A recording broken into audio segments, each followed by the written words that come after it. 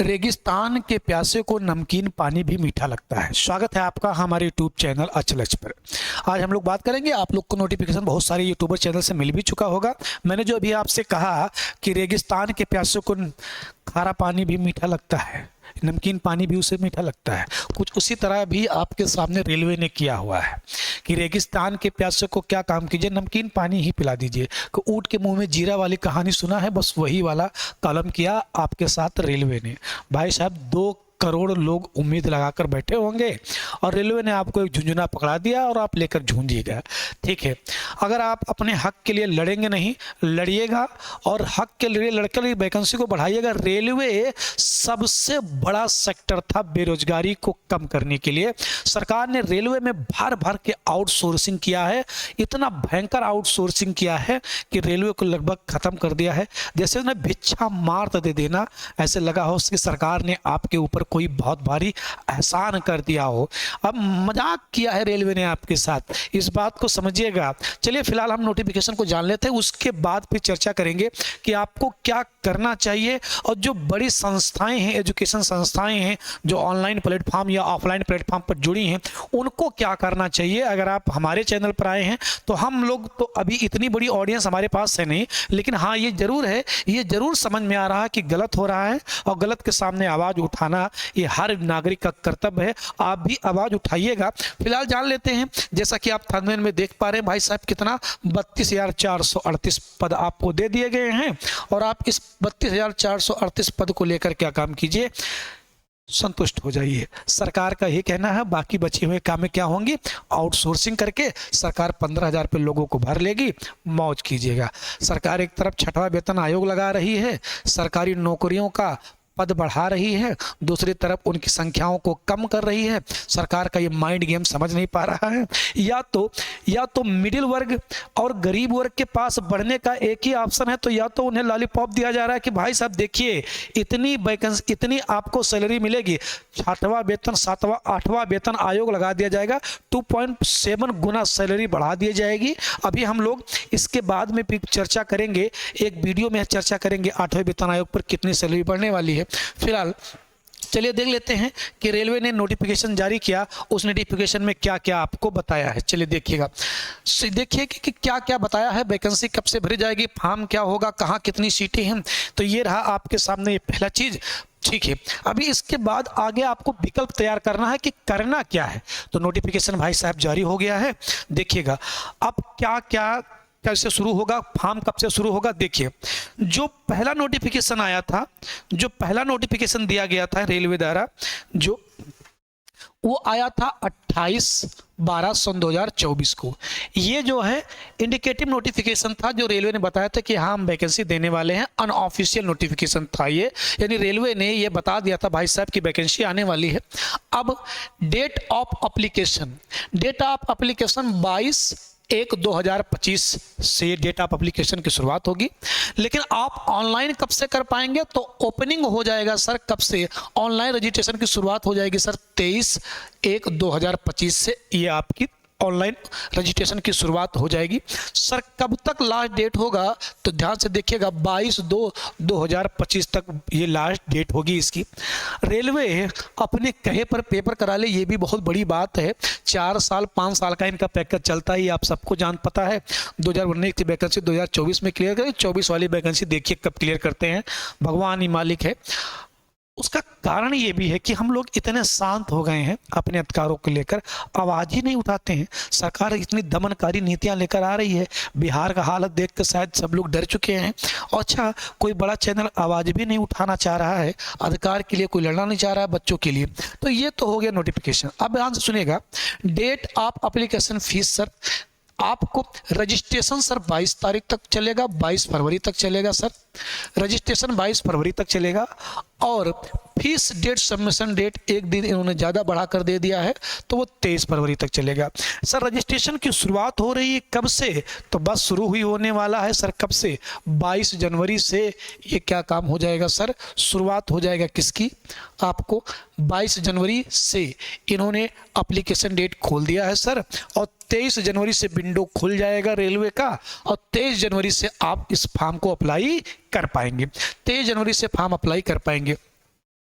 Date के बाद अगर देखें आप, date of time for meditation window for correction application from with payment modification. Payment अगर आपने कर दिया है और पेमेंट करने के बाद अगर कुछ करेक्शन बाकी रह गया है तो सर आप करेक्शन कर सकते हैं। जरा देखिए कब से, 25 फरवरी सन 25 फरवरी से शुरू होगा सर ये करेक्शन का डेट, 25 फरवरी से सर, और कब तक सर, तो 6 मार्च जो है 6 मार्च तक ये करेक्शन डेट चलेगा सर। तो ये करेक्शन डेट है विथ पेमेंट फीस, जो लगभग इन्होंने फीस लगाया होगा वो फीस आपको देना पड़ेगा और ये करेक्शन डेट होगा। मोटा मोटा यहाँ से आपको रजिस्ट्रेशन डेट याद रखना है कि सर 23 जनवरी से आपका रजिस्ट्रेशन शुरू होगा सर। कब से सर, जरा देखिएगा आप सर, ये देखिएगा 23 जनवरी से सर आपका शुरू होगा और याद रखना है सर आपको 22 फरवरी तक आपका रजिस्ट्रेशन डेट चलेगा। अब सर आते हैं इस बात पर कि किस जोन में कितनी वैकेंसी है। जो सबसे जरूरी चीज है जहां आप गलती करेंगे कि किस जोन में कितनी वैकेंसी, सबसे पहले इसके बारे में जान लेते हैं सर कि किस जोन में रेलवे ने कितनी वैकेंसी दिया है, इसके बारे में जानेंगे। किस जोन में सर कितनी वैकेंसियां हैं, देखिए यहां पर जोन का विवरण इन्होंने दिया है कि किस जोन में कितनी सीटें इन्होंने दे रखी हैं। तो जरा ध्यान से सर देखिएगा, सबसे अधिक वैकेंसी, ध्यान से देखिए आप, सबसे अधिक सीटें सर कहाँ हैं, दिल्ली एनआर में है सर। देखिए कितनी सीटें हैं सर, 4000 सर 785 सीटें दिल्ली में है। तो दिल्ली एनआर में सर सबसे अधिक सीटें सर दिल्ली एनआर में हैं, ये सबसे अधिक सीटों वाली सीटें हैं। इसके बाद सर बम्बई होगा, बॉम्बे सेंट्रल होगा और सर बॉम्बे वेस्ट होगा। तो यहाँ पर सबसे अधिक सीटें हैं सर देखिएगा 4672 और 3244 सर, ये सबसे अधिक सीटों वाली दो सबसे प्रमुख सीटें आप याद रखें जहां सबसे अधिक सीटें हैं। इसके बाद सबसे अधिक सीटें कहीं लिखा होगा सर चेन्नई में होंगी, तो सर सबसे इसके बाद सबसे अधिक सीटें कहां मिलेंगी सर आपको, वो चेन्नई में मिलेंगी। कहीं दिखाया गया है सर, यहाँ पर ये दिखाया गया सर, ये देखिए। इसके बाद तीसरा सबसे अधिक पोस्ट है सर, वो कहां पर है सर, चेन्नई में है। जरा देखिए 2694 पोस्ट सर चेन्नई में है, यानी तीसरा सबसे अधिक पोस्ट कहां पर मिलेगा सर आपको, चेन्नई मिलेगा। ये सर सीटों का विवरण उन्होंने दे रखा है, सरकारी.com पर अवेलेबल है, आप वहां से भी देख सकते हैं। अगर जिन बच्चों को समझ में ना आए तो ये उन बच्चों के लिए है कि सर अगर आपने पहले से पेपर दिया, आप एक्सपर्ट हैं भाई साहब, जाहिर सी बात है इन सब चीज़ों को पता होगा। दिल्ली में सबसे अधिक सीटें, उसके बाद बॉम्बे में, उसके बाद चेन्नई में, चेन्नई वाले में सबसे अधिक सीटें दिया गया है। ये सर सीटों का विवरण है। अब सर इसके बाद जानते हैं जो इंपॉर्टेंट पॉइंट है, जो सबसे इंपॉर्टेंट पॉइंट है सर, उसमें आते हैं, चर्चा करते हैं। जरा ध्यान से देखिएगा सर, इस पॉइंट को सर आप देखिए और एज लिमिट वाले पॉइंट को देखेंगे हम लोग कि क्या क्या एज लिमिट इन्होंने दे रखा है। ये तो सर ये हो गया। इसके बाद सर एज लिमिट पर आते हैं कि क्या दे रखा है इन्होंने एज लिमिट के लेकर। फिजिकल को लेकर सर देखिएगा जरा, यहाँ मेडिकल टर्म वगैरह दिया हुआ है, इसके बारे में भी बाद में बात करेंगे। सबसे पहले आते हैं सर, ये देखिएगा, देखिए सर यहाँ पर आपको बताया गया है सर, यहाँ पर बताया गया है कि क्या व्यवस्थाएं होंगी एज लिमिट को लेकर। ध्यान से देखिएगा सर, एज लिमिट के बारे में दिया हुआ है सर, एज लिमिट के बारे में क्या एज लिमिट होगी इसके बारे में यहाँ दिया हुआ है सर। देखिए जरा, लेवल 1 सर, लेवल 1 का है ये, क्या एज लिमिट होगी सर, 18 से 33 वर्ष होगी sir. Date of birth sir कब पूरा होना चाहिए सर, 1/1 सन 2025 को, इसके बीच आपका ये होना चाहिए सर, ये क्लियर होना चाहिए। डेट लिमिट सर कितना दिया हुआ है, 18 से 33 साल तक होना चाहिए। अब सर आरक्षण की व्यवस्थाएं हैं, आपको पता है क्षेत्रीय आरक्षण। अगर आप ओबीसी नॉन क्रीमिलियर में हैं सर तो आपको 3 साल की छूट मिलेगी, तो 3 साल आप और ऐड कर लेंगे सर। अगर आप SC ST हैं सर तो आपको 5 साल की छूट मिलेगी। अनरिजर्व और EWS वालों के लिए सर 3 वर्ष। अब इसके अलावा सर ओबीसी नॉन क्रीमिलियर के लिए 6 वर्ष, ST ST के लिए सर 8 वर्ष। लेकिन कैसे सर, ये एक्स आर्मी वालों के लिए है, ये एक्स आर्मी वाले में अगर हैं, अगर आप एक्स आर्मी वाले हैं, अगर आप एक्स आर्मी हैं, स्वतंत्रता सेनानी हैं, तो उसमें फिर अनरिजर्व कैटेगरी की ये आरक्षण बताई गई है। हालांकि आपको अभी मतलब है एक्स आर्मी से तो मतलब नहीं है, क्योंकि मुझे पता है ज़्यादातर बच्चे बीजबर सबके सब क्या होंगे, बेचारों के पास पहले से बेरोजगारी भरी पड़ी होगी। तो आपको इस बात का याद रखना है क्या कि अगर आप ओबीसी नॉन क्रीमिलियर हैं तो सर 3 साल की छूट, और अगर सर आप एससी और एसटी हैं तो 5 साल की छूट, और अगर सर आप जनरल हैं तो एज में कोई छूट नहीं होगी सर। 33 से 18 वर्ष सर होना चाहिए। इसमें मोटा मोटा सर जोड़ लीजिए, अगर आप ओबीसी हैं तो सर 36, और अगर आप हैं तो एससी हैं तो सर एससी एसटी हैं तो 38 साल ये आपकी एज लिमिट बताई गई सर। इसमें ये एज लिमिट है सर, इसको आपको याद रखना है। आप अपने हिसाब से आप निकाल लीजिएगा सर कि किसकी क्या एज लिमिट है। अनरिजर्व में अगर आप देखें एज ग्रुप के लेकर, तो यहां सर कुछ कंडीशन बताए गए, ध्यान से देखिएगा। ये देखिए आप, यहां सर बताया गया अगर आप the date of birth candidate should be between the date given blue date of birth in saver. आपका डेट ऑफ बर्थ सर कहां से कहां तक होना चाहिए सर, ध्यान से देखिएगा सर। अगर आप सर पैदा हुए हैं, आपका हैप्पी बर्थडे सर 2/1/1989, इसके बाद का सर ना हो, इसके बाद का सर आपका डेट ऑफ बर्थ ना हो। अगर सर आप ओबीसी नॉन क्रीमिलियर में है तो वही 3 साल की छूट फिर सर, तो ये सर क्या हो जाएगा 2/1/2/1 सर और 1986 ये हो सर। और अगर सर आप एससी एसटी हैं तो सर 2/1/2/1/1984 ये डेट ऑफ बर्थ यहां से सर लिया जाएगा, यहां से सर डेट ऑफ बर्थ लिया जाएगा। आगे देखेंगे sir for all community categories, sir ये कब से कब तक सर 1 से लेकर 7 जो भी कम्युनिटी कैटेगरी में आते हैं, कह रहा lower limit of date of birth. Sir ये हायर लिमिट है और ये लोअर लिमिट है। कहने का मतलब सर एक सन 2007 के बाद का हैप्पी बर्थडे ना हुआ हो आपका, इसके पहले हैप्पी बर्थडे हुआ हो। अगर सर आप जर्नल हैं तो 89 के पहले ना हुआ हो, अगर आप ओबीसी हैं तो 86, और अगर आप एससी हैं तो 84। ये सर अपर एज लिमिट है और ये सर लोअर।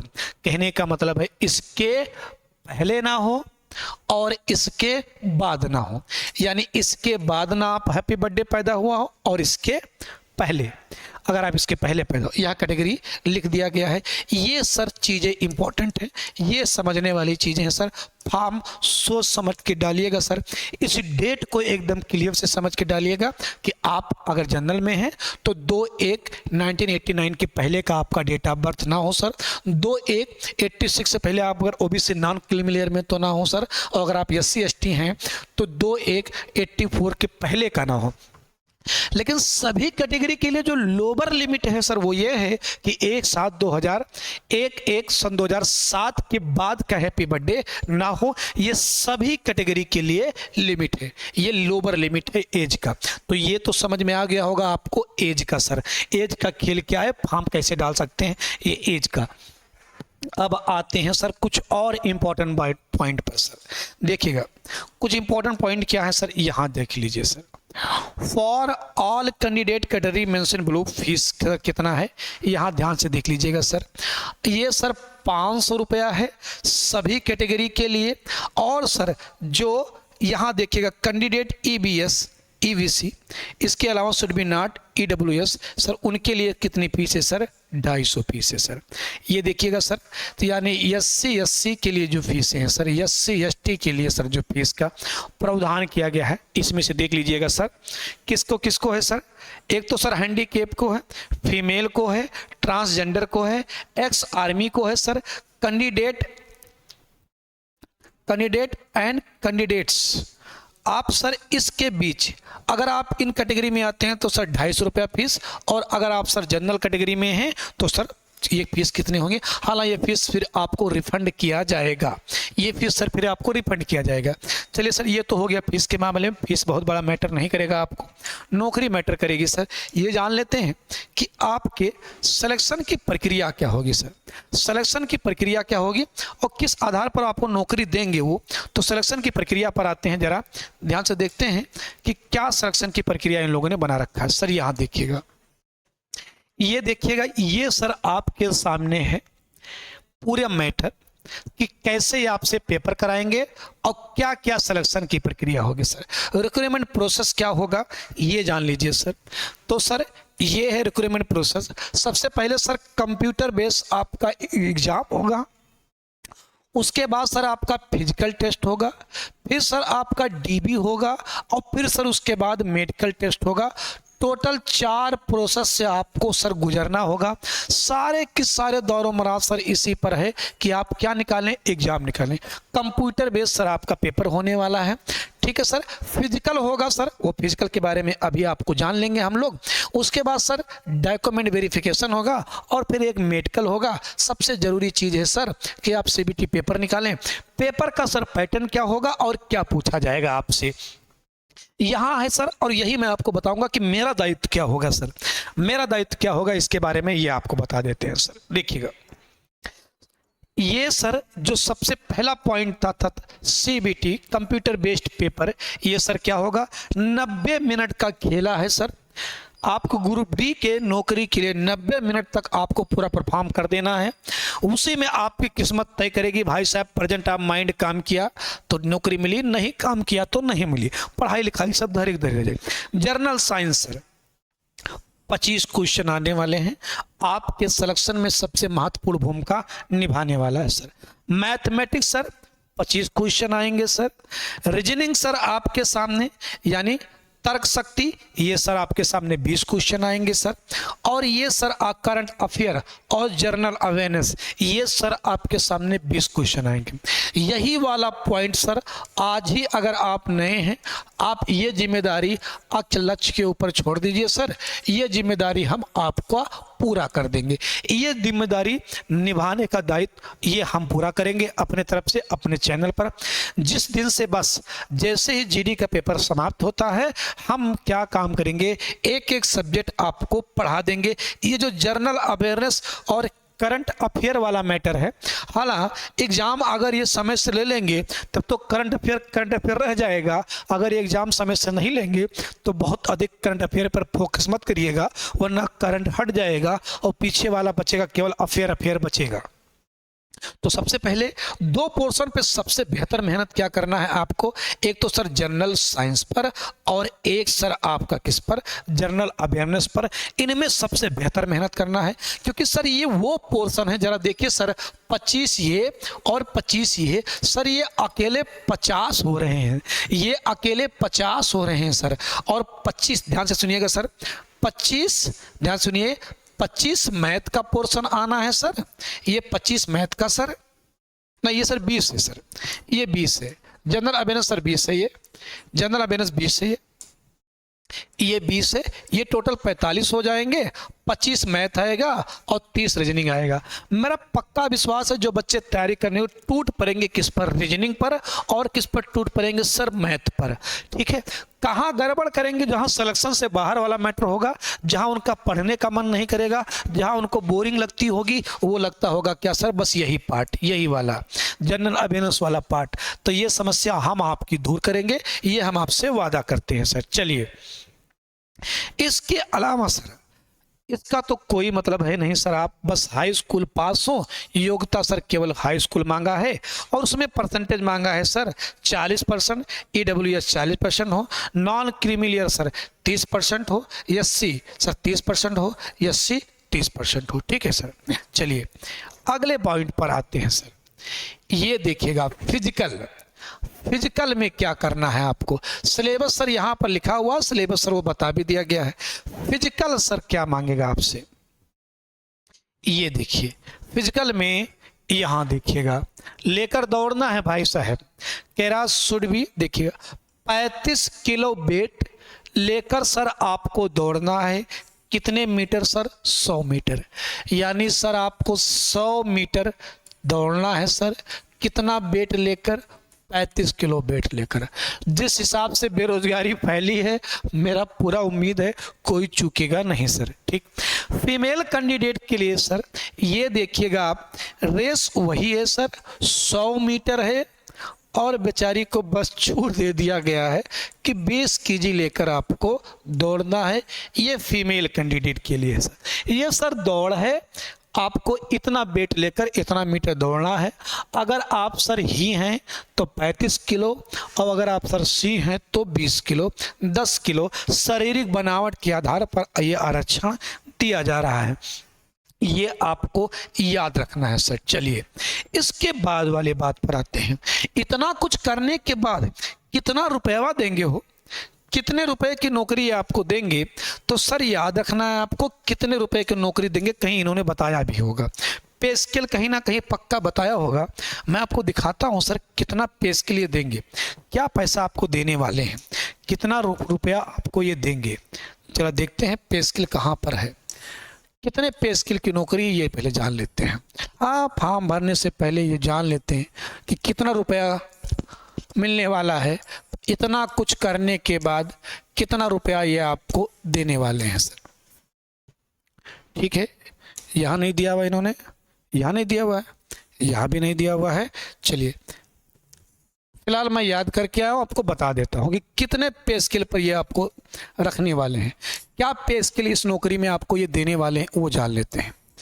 चलिए देखिएगा, शायद पे स्केल यहाँ दिखाया गया, जी नहीं दिखाया गया है, देख लेते हैं एक बार पे स्केल क्या दिखाया है इन्होंने, कितना पे स्केल देंगे।